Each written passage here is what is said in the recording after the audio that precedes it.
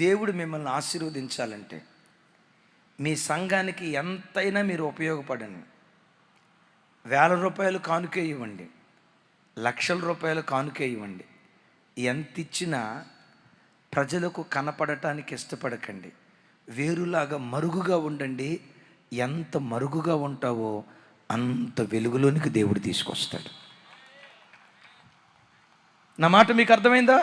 ఎంత మరుగుగా ఉంటావో అంత వెలుగులోనికి తీసుకొస్తాడు. ఈరోజు చాలామంది క్రైస్తవ కుటుంబాల్లో చేసేది చారాన, చెప్పేది బారాన. చేసేది ఇంత, చెప్పుకునేది మాత్రం ఎంత అంటే నోటి మాటలతో చెప్పలేనంత. ఇలాగే మే మాసం పాలకొల్లు ప్రాంతంలో ఒక చోట మీటింగ్కి వెళ్ళాం. మంచి మే నెల, కరెంటు పోయింది. ఎక్కడ ఫ్యాన్లు అక్కడ ఆగిపోయి ఉన్నాయి. నేను అట్లా కూర్చొని ఫ్యాన్ వైపు చూసా. ఒక్కొక్క రెక్క మీద ఒక్కొక్క పేరు రాసి ఉంది. ఏమిటా రాసి ఉందని పైకి చూస్తే ఒక రెక్క మీద అల్లం అని రాసింది, ఇంకో రెక్క మీద బెల్లం అని రాసింది, ఇంకో రెక్క మీద సుబ్బారావు అని రాసింది. నేను అడిగా, అయ్యా ఒక రెక్క మీద అల్లం, ఇంకో రెక్క మీద బెల్లం, ఇంకో రెక్క మీద సుబ్బారావు అని రాసేరేంటి అన్న. ఆయన పక్క నవ్వుతా, అయ్యగారు ఈ ఫ్యాన్ ఇచ్చిన ఆయన ఇంటి పేరు అల్లం, ఆయన చేసే వ్యాపారం బెల్లం, ఆయన పేరేమో మీకు కూడా తెలిసిపోయింది, ఆయన పేరేమో సుబ్బారావు. నేను మనసులో అనుకున్నా, దేవుని మహా గొప్ప కృపను బట్టి ఫ్యాన్ కనిపెట్టినోడు 4వ రెక్క కనిపెట్టల. ఒకవేళ 4వ రెక్కే కనుక కనిపెట్టుంటే, 4వ రెక్క కనుక పెట్టుంటే ఎవరి పేరు రాసి ఉండేవాడో తెలుసా? హోమ్ మినిస్టర్ పేరు రాసి ఉండేవాడు. ఇప్పుడు చూడండి, ఇప్పుడు ఆ సుబ్బారావు పేరు ఎక్కడుంది? సుబ్బారావు ఎక్కడున్నాడు? కరెంట్ వస్తే సుబ్బారావు అక్కడే తిరుగుతాడు. చర్చి పైకప్పు దాటిక పోదు.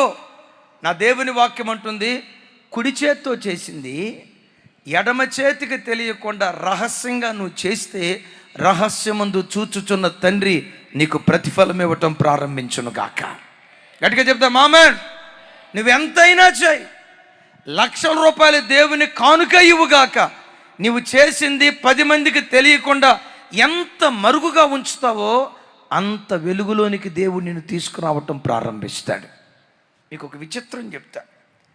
తాబేలు ఉంది, ఒకేసారి 13 గుడ్లు పెట్టిద్దట. ఒకేసారి 13 గుడ్లు పెట్టిద్దట. అయితే గుడ్లు పెట్టేటప్పుడు 13 గుడ్లు పెట్టినా ఎంత కూడా సౌండ్ రాదట. ఒకేసారి 13 గుడ్లు పెట్టి ఇంత కూడా శబ్దం రాదట. అంత సైలెంట్గా గుడ్లు పెట్టిద్దట. కోడి పెట్టేది ఒక గుడ్డు.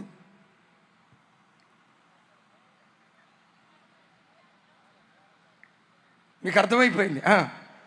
థామస్ అన్న, కోడి ఎన్ని గుడ్లు పెట్టేది? అది పెట్టేది ఒక గుడ్డు. ఒక్క గుడ్డు పెట్టి మైకు లేకుండా ఊరు చివరితో కనపడేటట్టుగా కుక్కరొక్క నరుస్తుంది. పెట్టేది ఒక గుడ్డు. చర్చెస్లో ఈ కోడి లాంటి బ్యాచ్ ఉంటుంది. చేసేది ఇంత, కానీ పద్దాకలో నేను ఎంత చేశానో తెలుసా? పద్దాకలు వీడికి భజన వాయించాలా. ఇక పొగిడితేనే, అది కూడా పొగిడితేనే ఆ ₹10, పొగడకపోతే ఆ ₹10 కూడా ఉండదు. వింటున్నారా? ఎప్పుడు అయ్యలారా, దేవుని సన్నిధిలో ఎంత మరుగుగా ఉంటావో నా దేవుడు నిన్నంత వెలుగులోనికి తీసుకొచ్చును గాక. చప్పలు కొడితే సైకు స్తోత్రాలు చెప్దాం. మీకు ఒక బంపర్ ఆఫర్. నేను ఒక చిన్న ప్రశ్న మిమ్మల్ని అడుగుతా. ఎవరైనా దీనికి సమాధానం చెప్తే, కరెక్ట్గా సమాధానం చెప్తే ₹1,00,00,000 గిఫ్ట్ ఇస్తా. ₹1,00,00,000. ఒకవేళ నా దగ్గర డబ్బులు లేకపోయినా మా థామస్ అన్నను అడిగి, లేకపోతే మా మేసాలన్న ఉన్నాడు, ఏదైనా అవసరం ఉంటే ఇస్తావా లేదా? ఎట్టంటే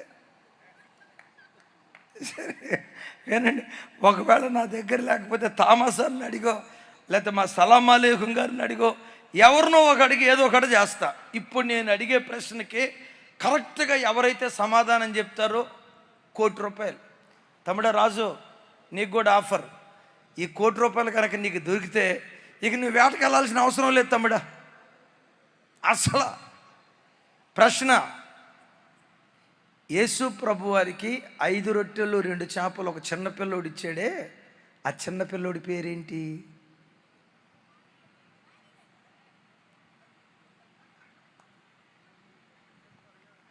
థామస్ అన్న, మీకు కూడా ఆఫర్.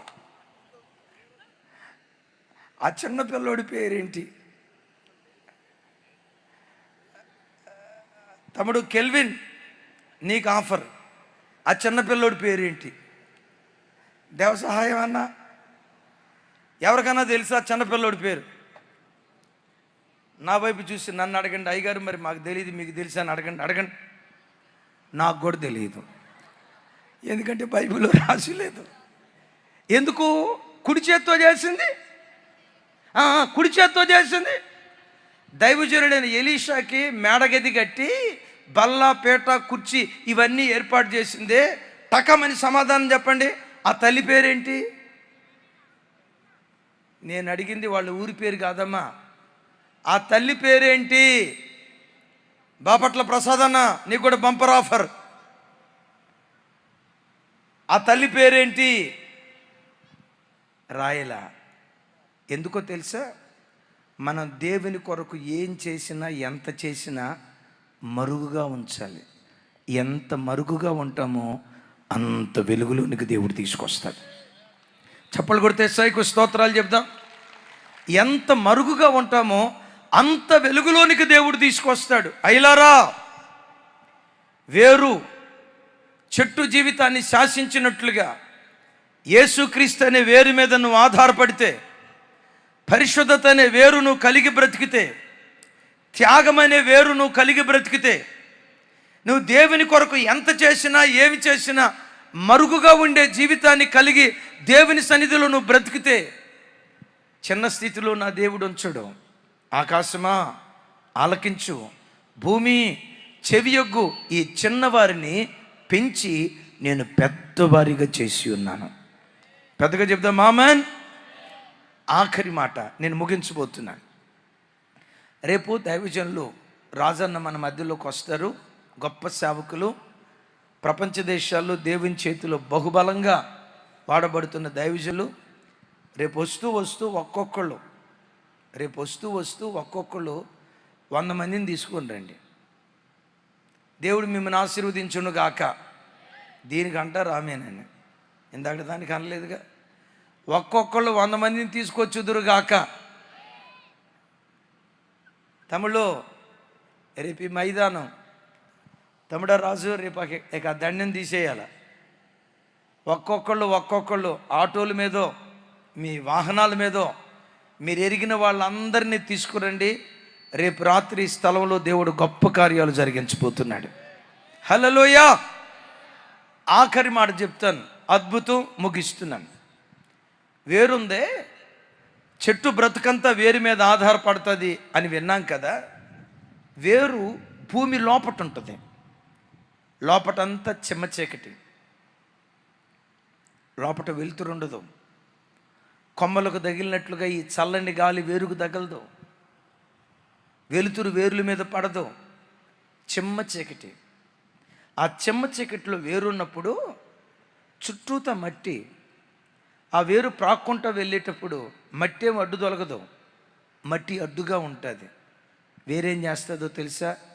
మట్టిని తొలుచుకుంటూ ముందుకెళ్తుంది.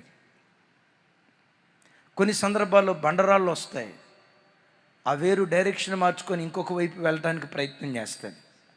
అక్కడ బండరాయి ఉంది, ఇంకొక డైరెక్షన్లో వెళ్ళటానికి ప్రయత్నం చేస్తుంది. అక్కడ బండరాయి ఉంది, వేరేం చేస్తుందో తెలుసా? బండరాలను సైతం బ్రద్దలు చేసుకుంటూ అది లోలోతుకు ముందుకు దూసుకుని వెళ్ళటం ప్రారంభిస్తుంది. మీరు ఎప్పుడైనా మర్రి చెట్టును, మర్రి విత్తనాన్ని కాంపౌండ్ వాళ్ళు పక్కన నాటితే ఒక 3 సంవత్సరాల తర్వాత కాంపౌండ్ వాళ్ళు 2 పార్టీలుగా విన్నారా? 2 పార్టీలుగా అది చీలిపోకపోతే నన్ను అడగండి. గోడ మొత్తం ఇలా విడిపోద్ది. ఎందుకో తెలుసా? ఆ మర్రి వేరు మట్టి ఎదురైనా, బండరాళ్ళు ఎదురైనా, వాటిని బ్రద్దలు చేసుకుంటూ ముందుకెళ్ళిపోతుంది. వేరు దేన్ని చూపిస్తుందో తెలుసా? అభ్యంతరాల మధ్యలో ముందుకు మనం దూసుకుపోయే వ్యక్తులుగా ఉండాలి. క్రైస్తవ జీవితం అనేది ప్రతి క్షణం మన చుట్టూతో అభ్యంతరాలు ఉంటాయి. కొన్ని సందర్భాలలో మన బంధువులే మనకు అభ్యంతరం అయిపోతారు. మరికొన్ని సందర్భాల్లో మన గ్రామస్తులే మనకు ఒక అభ్యంతరం అయిపోతారు. ఇంకొన్ని సందర్భాల్లో నీ శరీరంలో ఉన్న రోగం, నీ ఇంట్లో ఉన్న పేదరికం, వాటన్నిటికి మించి నీ శరీరాన్ని పట్టి పీడిస్తున్న పాపపు రోగం కొన్నిసార్లు అభ్యంతరంగా ఉండి దేవునిలో నువ్వు ఎదగకుండా ఆ వేరు చుట్టూత మట్టి ఉన్నట్లుగా కొన్ని ప్రతికూల పరిస్థితులు నీ బ్రతుకులో నీకు ఎదురవుతాయి. అయ్యా, క్రైస్తవునికి అభ్యంతరం రాదా? యేసుక్రీస్తు వారు అంటారు కదా, అభ్యంతరములు రాక మానవు అనండి మాట. అభ్యంతరములు రాక మానవు అంటే క్రైస్తవ జీవితంలో అడుగడుగున మనకు అభ్యంతరాలు ఎదురవుతాయి. కొన్నిసార్లు ఒకప్పుడు నువ్వు ఎవరి మధ్యలో ఉన్నావో వాళ్ళలో నుంచి విడిచి నువ్వు దేవుని వైపు తిరిగితే నీ స్నేహితులే అంటారు, నువ్వు మన కులంలో నుంచి ఆ యేసు ప్రభువుని నమ్ముకున్నావు కాబట్టి ఇదిగో నీ పిల్లల పెళ్ళికి మేము రాం, మీ ఇంట్లో ఏదైనా శుభకార్యం జరిగితే మీ ఇంటికి మేము రాం, ఆ యేసు ప్రభు దగ్గరికి నువ్వు ఎందుకు వెళ్ళావు అని కొన్నిసార్లు నీ సొంత కులస్తులే, నీ సొంత బంధువులే నీకు ఒక అభ్యంతరం అయిపోతారు. కులంలో నుంచి నిన్ను వెలివేస్తామంటారు.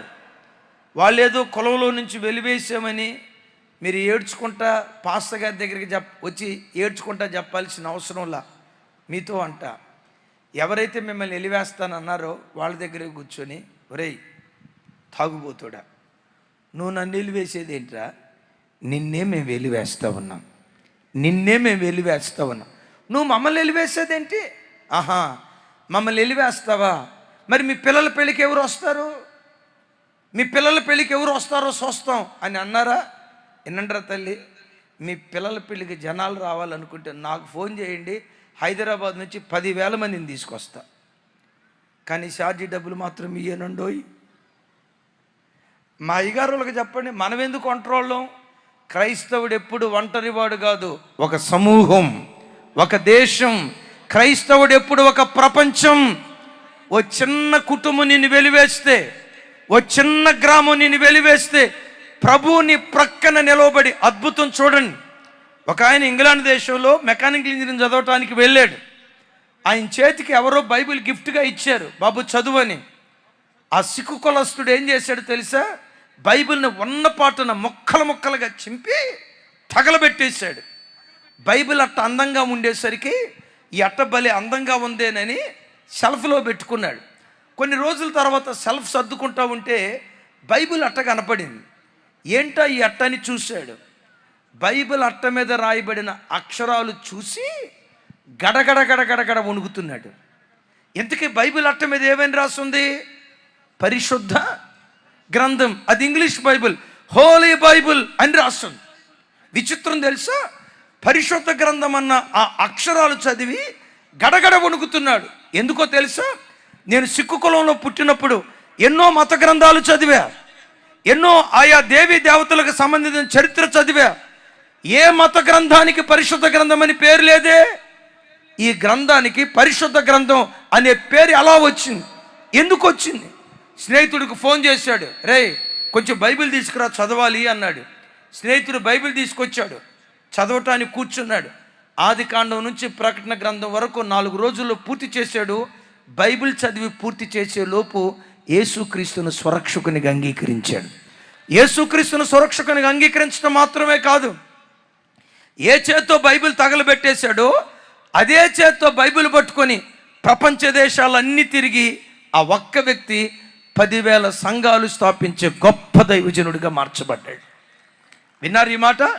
ఒకానొక సందర్భంలో తాను పుట్టిన ప్రాంతానికి, పంజాబ్ రాష్ట్రంలో తాను పుట్టిన ప్రాంతానికి, తన పుట్టింటికి వెళ్ళాడు.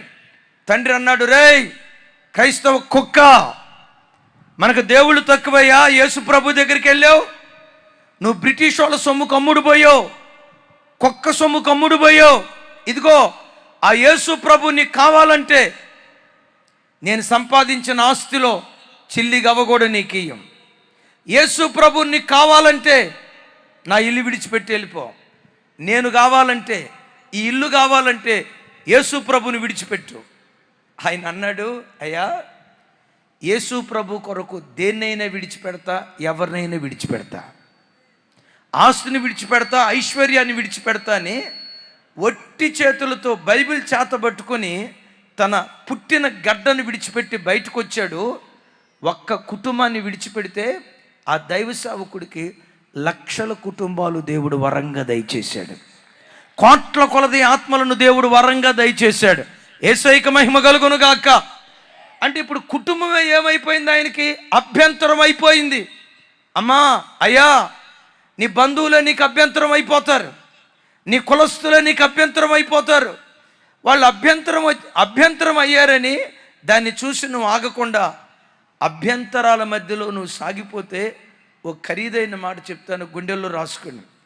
అభ్యంతరాల మధ్యలో నువ్వు సాగిపోతే, అవరోధాల మధ్యలో నువ్వు సాగిపోతే, అవరోధాలనే రహదారులుగా దేవుడు మారుస్తాడు. అవరోధాలనే రహదారులుగా దేవుడు మార్చునుగాక. చప్పలు కొడితే సైకు స్తోత్రాలు చెప్దాం కొంచెం గట్టిగా. హల్లెలూయా.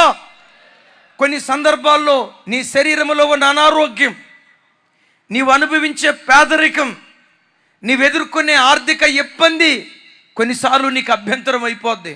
సాతాను వచ్చి అంటాడు, ఏవమ్మా దేవుడు ఏమి ఇచ్చాడని ఇంకా ప్రార్థనకి వెళ్తావమ్మా? అప్పులుగానే ఉన్నాయిగా, నీ భర్త ఇంకా మారలేదుగా, నెల నెల సంపాదించే డబ్బంతా వడ్డీకే పోతుందిగా, ఇంకెందుకమ్మా దేవుని దగ్గరికి వెళ్తావు? నీ అప్పుల సమస్యను చూసి నేను ఆపాలని ప్రయత్నం చేస్తాడు. నీ శరీరంలో ఉన్న అనారోగ్యాన్ని చూసి ఆపాలని ప్రయత్నం చేస్తాడు. నీ జీవితంలో ఎదురైన ఓటములను చూసి సాతాను విశ్వాస యాత్రలో నువ్వు సాగిపోకుండా నిన్ను ఆపాలని ప్రయత్నం చేస్తాడు. దైవజనమా, నీ ఆధ్యాత్మిక జీవితంలో ఈ అభ్యంతరాల మధ్యలో ఆగిపోకుండా అనారోగ్యంలో కూడా నా దేవుని స్తుతిస్తా, ఆర్థిక ఇబ్బందిలో కూడా నా దేవుని స్తుతిస్తా, శ్రమల్లో కూడా దేవుని స్తుతిస్తా, పోరాటాల మధ్యలో కూడా నేను దేవుని సన్నిధిలో సాగిపోతానని పోరాటాల మధ్యలో నువ్వు సాగిపోవటం ప్రారంభిస్తే, ఇందాక చెప్పే కదా, జీవితంలో ఎదురయ్యే ప్రతి అవరోధాన్ని రహదారిగా దేవుడు మార్చటం ప్రారంభించునుగాక. పెద్దగా చెప్దా మామన్. ఏది అభ్యంతరం ఉందో ఆ అభ్యంతరాల మధ్యలో మనం సాగిపోయే వ్యక్తులుగా ఉందుముగాక. అసలు ఈ అభ్యంతరాలు అన్నిటికంటే ప్రధాన అభ్యంతరం ఏదో తెలుసా? భక్తిలో నువ్వు ఎదగకుండా, దేవుల్లో నువ్వు సాగిపోకుండా, నీ జీవితంలో నీకు వ్యతిరేకంగా నిలబడే మొట్టమొదటి అభ్యంతరం, నా వైపు చూడండి, నీ సొంత శరీరమే. నీ సొంత శరీరమే. నీ శరీరమే నీ బ్రతుకులో ఒక భయంకరమైన అభ్యంతరం. ఎలా అభ్యంతరం? ప్రతిరోజు అనుకుంటాం, దేవా రేపు ప్రొద్దున్నే 5ంటికి లేచి ప్రార్థన చేసుకోవాలి, రేపు ప్రొద్దున్నే 5ంటికి లేచి ప్రార్థన చేసుకోవాలి. నీకు మెలకు రాకపోయేసరికి అలారం కూడా కొనుక్కొచ్చుకున్నావు, అలారం తలగడ పక్కనే పెట్టుకున్నాం. నువ్వు లేచినా లేవకపోయినా అలారం మాత్రం 5ంటికి లేచి గణగణగణ కొడతా ఉంటుంది. అది కొట్టక మునిపే అలారం తలకాయ మీద ముట్టికాయ వేసి ఆపేసేస్తాం. నువ్వు లేవకుండా దేవుని సన్నిధిలో ప్రార్థన చేసుకోకుండా ఆధ్యాత్మిక జీవితంలో నీకు అభ్యంతరంగా ఉండేది నీ సొంత శరీరమే. నువ్వు అనుకుంటావు, నా కంటితో నేను పాపం చేయనయ్యా, నా హృదయపు ఆలోచనలో నేను పాపం చేయనయ్యా, ఒక పవిత్రమైన జీవితం నా దేవుని కొరకు జీవిస్తానయ్యా అని మనసులో ఎన్నో రకాలుగా తీర్మానాలు చేసుకుంటావు. కానీ విచిత్రం ఏంటో తెలుసా?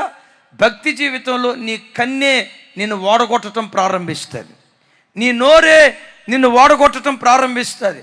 నీ ఆధ్యాత్మిక జీవితంలో నీ సొంత శరీరమే నీకు ఒక అభ్యంతరంగా ఉంటుంది. ఏం చేద్దాం? శరీరంతో రాజీ పడిపోకుండా అపోస్తుడైన పౌలు గారు అంటాడు, పాపముతో పోరాడే విషయంలో రక్తము కారునంతగా మనం పోరాడే వ్యక్తులుగా ఉండాలి. ఎలా పోరాడాలి చెప్పండి? ఎలా పోరాడాలి? రక్తం కారేంతగా పోరాడుతూ అభ్యంతరాలు, మట్టి లాంటి అభ్యంతరాలు, బండరాల లాంటి అభ్యంతరాలు, అనారోగ్యాలు, ఆర్థిక సమస్యలు, వీటన్నిటి మధ్యలో వెనుకంజ వేయనయ్యా, నేను ముందుకే సాగిపోతానని దేవునిలో నువ్వు సాగిపోతే చిన్నదానిగా ఉన్న నిన్ను నా దేవుడు పెంచి మహావృక్షంగా నా దేవుడు మార్చునుగాక. అలాంటి మహావృక్షంగా దేవుడు మార్చాలంటే 5 శ్రేష్టమైన లక్షణాలు ఉండాలి. నంబర్ 1, యేసుక్రీస్తు మీద మనం ఆధారపడాలి. రైట్. నంబర్ 2, పరిశుద్ధత కలిగి మనం బ్రతకాలి. నంబర్ 3, పుచ్చుకొనుట కంటే ఇచ్చుట ధన్యత, త్యాగం కలిగిన వారిగా బ్రతకాలి. నంబర్ 4, మరుగైన జీవితం జీవించే వారిగా ఉండాలి. నంబర్ 5, అభ్యంతరాల మధ్యలో, అవరోధాల మధ్యలో ముందుకే మనం సాగిపోయే వ్యక్తులుగా బ్రతుకుదుముగాక. అలా బ్రతికితే ఏం జరిగిద్దో ఓ చిన్న మాట గుర్తుకు తెచ్చి నేను ముగిస్తా. అది దక్షిణ కొరియా దేశం. 2వ ప్రపంచ యుద్ధ కాలంలో ఆ దేశం పూర్తిగా చితికిపోయి కొంతమంది యవ్వన బిడ్డలు దొంగతనానికి బానిసైపోయారు. ఓ భక్తి కలిగిన క్రైస్తవ తల్లి భర్తను కోల్పోయింది. ఆ ఒకే ఒక కొడుకును దగ్గర పెట్టుకొని పెంచుకుంటా ఉంది. అయితే ఆ కొడుకు ఎక్కడికో ఉద్యోగానికని వెళ్తున్నాడు, డబ్బు తీసుకొస్తున్నాడు, కుటుంబాన్ని పోషిస్తున్నాడు. తల్లికి ఒకరోజు డౌట్ వచ్చింది. రే నాన్న, ఏ ఉద్యోగం చేస్తూ డబ్బులు సంపాదిస్తున్నావురా అని అడిగింది. కొడుకు ఏం చెప్పకుండా నవ్వుకుంటా వెళ్ళిపోయాడు. ఆ కొడుకు స్నేహితుడిని తల్లి పిలిచింది. రే నాన్న, అన్నయ్య నువ్వు రాత్రిపూట ఏదో డ్యూటీ ఉందని వెళ్తున్నారు కదా, ఏ ఉద్యోగం చేస్తున్నారు నాన్న అడిగింది. ఆ స్నేహితుడు చెప్పాడట, ఉద్యోగమా పాడా మమ్మీ, నేను అన్నయ్య రాత్రిపూట దొంగతనానికి వెళ్ళి ఆ దొంగతనపు డబ్బుతో కుటుంబాన్ని పోషిస్తున్నాం అని యథార్థం చెప్పాడట. ఈ భక్తి కలిగిన క్రైస్తవ తల్లి దొంగతనపు డబ్బుతో తనను పోషిస్తున్నాడు కొడుకు అన్న వార్త విని కొడుకును పిలిచి కొడుకు కాళ్ళ మీద పడి ఏడుస్తుందట. రే నాన్న, నీతి లేని డబ్బుతో, వడ్డీ వ్యాపారాల ద్వారా వచ్చిన డబ్బుతో, ఎవడో కష్టార్జితాన్ని దోచుకున్న దొంగతనపు డబ్బుతో నువ్వు మమ్మల్ని పోషిస్తే అది మాకు ఆరోగ్యం కాదు, అది మాకు మేలు కాదు. దేవుని వాక్యంలో రాయబడి ఉంది, నీతి కొరకు ఆకలి దప్పులు గలవారు ధన్యులు. నీతి కొరకు కారపు మెతుకులు తిన్నా పర్వాలా, నీతిగా సంపాదించిన డబ్బుతో పచ్చి మంచినీళ్ళు తాగినా పర్వాలా. వద్దురా నాయనా, దొంగతనపు డబ్బుతో పంచభక్ష పర్వాణాలు నువ్వు పెట్టినా మాకు అది మేలు కాదు, నువ్వు దొంగతనం మానేయి. కొడుకు కాళ్ళ మీద పడి ఏడ్చింది. తల్లి ఏడ్పు విని ఆ కొడుకు అక్కడికక్కడే దొంగతనం మానేశాడు. తల్లిని అడిగాడు, అమ్మా మరి కుటుంబాన్ని ఎట్లా పోషించాలి, ఎట్లా పోషించాలో నాకు అర్థం కావట్లేదు. రే నాన్న, మనం ఆరాధించే దేవుడు ఎవరంటే మనం చేసే చిన్న చేతి పనుల్లోనే దేవుడు అద్భుతాలు చేస్తాడు. ఏదో ఒక పని చేసుకో, నీతియుక్తమైన పని చేయి. అక్రమ మార్గాల్లో డబ్బు సంపాదించొద్దు, తప్పుడు త్రోవల్లో డబ్బు సంపాదించొద్దు, ఏదో ఒక పని చేయి. అప్పుడు తల్లి మాట విని ఆ యవనస్తుడు ఏం చేశాడో తెలుసా? పాత సైకిల్ ఒకటి తీసుకొని ఇటువైపు సంచి ఒకటి తగిలించుకొని వీధి వీధి తిరుగుతా, పాత సామాన్లు కొంటాం. చిన్నప్పుడు వీధి తిరిగేవాళ్ళే అట్లా వీధి తిరుగుతూ పాత సామాన్లు కొనే చిన్న పని స్టార్ట్ చేశాడు. ఒక 3 సంవత్సరాలు ఆ పని వీధి తిరుగుతూ పాత ఇనప సామాను కొన్నాడు. ఒక చోట స్టాక్ చేసేవాడు. 3 సంవత్సరాలు అయిన తర్వాత ఆ వ్యాపారం బాగా దీవించబడింది. సొంతగా తానే ఒక షాప్ తీసుకొని ఓ 10 మంది పని వాళ్ళను పెట్టుకొని ఆ 10 మందిని 10 ప్రాంతాలకు పాత సామాన్ నిమిత్తం పంపించాడు. 3-4 సంవత్సరాలు అయింది. అది కూడా బాగా దీవించబడింది. 6-7 సంవత్సరాల తర్వాత అదే వ్యక్తి చిన్న కంపెనీ స్టార్ట్ చేశాడు. ఆ చిన్న కంపెనీ కూడా బాగా ఆశీర్వదించబడింది. ఆ తర్వాత ఐరన్ ఫ్యాక్టరీ తయారు చేశాడు. ఆ ఫ్యాక్టరీ కూడా ఆశీర్వదించబడింది. అదే దక్షిణ కొరియా దేశంలో అదే వ్యక్తి చివరికి కార్లు తయారు చేసే ఫ్యాక్టరీని స్థాపించాడట. కార్లు తయారు చేసే ఫ్యాక్టరీ. ఇది దక్షిణ కొరియా మీడియాకి తెలిసింది. ఈయన దగ్గరకు వచ్చి ఇంటర్వ్యూ చేశారు. అయ్యా, ఒకప్పుడు దక్షిణ కొరియా దేశంలో దొంగగా నువ్వు బ్రతికావు కదా, ఒకప్పుడు దొంగగా బ్రతికిన నీవు ఈరోజు ఇదే దక్షిణ కొరియా దేశంలో కార్లు తయారు చేసే ఫ్యాక్టరీని ఎట్లా నువ్వు స్థాపించగలిగావు? ఆయన ఏమన్నాడు తెలుసా?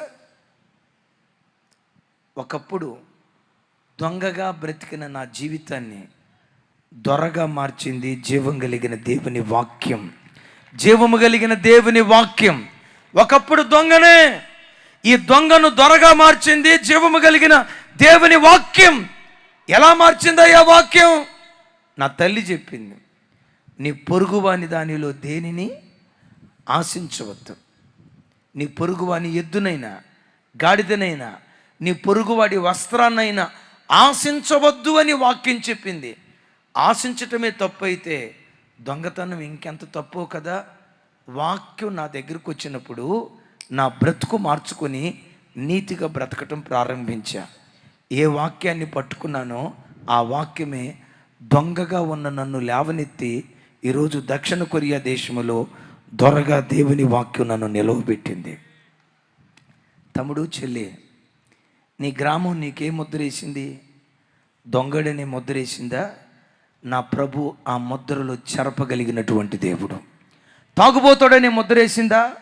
పేదోడనే ముద్రేసిందా? దరిద్రుడనే ముద్రేసిందా? సమాజం నీకే ముద్రేసిందో నాకు తెలియదు. నా దేవుని వాక్యం పట్టుకో. ఎక్కడ అవమానపరచబడ్డావో, ఎక్కడ నిందించబడ్డావో, నీ నిందకు ప్రతిగా ఈ రాత్రి నుండే 2 అంతల ఘనత నా దేవుడు నీకు అనుగ్రహించునుగాక. 2 అంతల దీవెన నీ తల మీద దేవుడు కుమ్మరించునుగాక. అందరూ లేచి మోకరించుదాం దయచేసి. ఒక్క నిమిషం, ఇంకా కానుకలు పట్టలేదు, ఎవరు కదలొద్దు. ఒక్క నిమిషం అందరూ మోకరించి మీరున్న చోటే ఒక్క నిమిషం మోకరించండి. ఒక్క నిమిషం. ఎవ్వరు అటు ఇటు చూడకుండా. ఒక చెట్టు బ్రతకాలంటే వేరు ఉండాలి. వేరు లేకపోతే చెట్టు బ్రతకలేదు. వేరే యేసుక్రీస్తుని ఒకసారి మీ కుడి చేతుల పైకెత్తి, చెట్టు అంతా వేరు మీద ఆధారపడ్డట్లుగా, యేసయ్యా నీ మీద ఆధారపడి నేను బ్రతుకుతా, నీ మీద ఆధారపడి నేను జీవిస్తా, నీ మీద ఆధారపడే నాకు జీవితం, నీ మీద ఆధారపడే జీవితం నాకు దయచేయని ఆశపడుతూ దేవుని సన్నిధిలో ప్రార్థన చేసుకుందాం.